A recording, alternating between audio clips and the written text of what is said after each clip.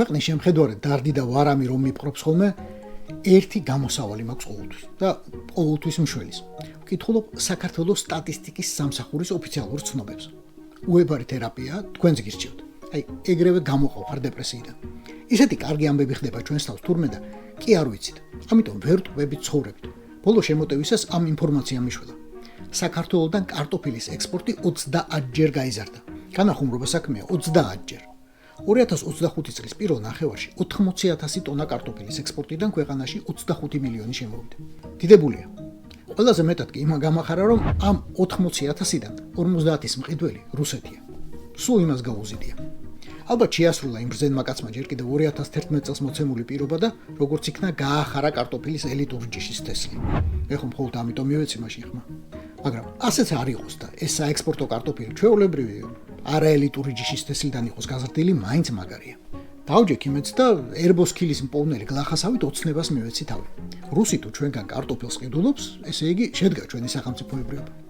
რუს კარტოშკა თუ მიყიდე ჩათვალე ხვალ იაპონელები იყიდიან ქუთაისის ავტოქარხნის მანქანებს. ტაივანელები მასიურად დაიწყებენ ლაგოდეხში აწყობილი კომპიუტერების იმპორტს.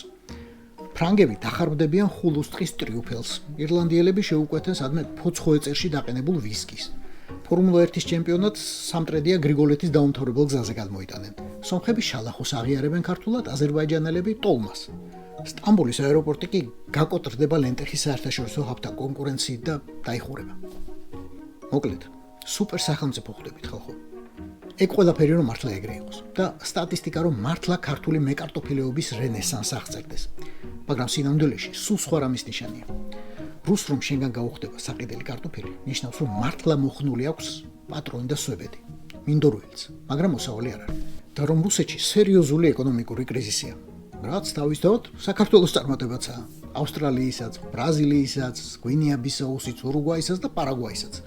და იმ უცნობი ცივილიზაციისაც ვოიაჯერი რომ დაიჭირა კოსმოსში ამას წინ და მას შემდეგ ჩაკრულოს რომ უსმენს სულ მუდმივი გადახვევით თან ემოციების მოძალებით ღაპაყუპით მოსდის ცრემლი 7-ვე თვალიდან. მოკლედ, კაი ამბავია. რაც უარესი რუსეთისთვის, მით უკეთესი ყველასთვის. მით მალე დამთავრდება ომი უკრაინაში, მით მალე დაეხსნება ეს ჯოჯო კაცობრიობას და იქნებ ქოცი წოდეს მე მიხვდეს რომ სხვა გზა, სხვა კვალი და პატრონი უნდა ეძებოს.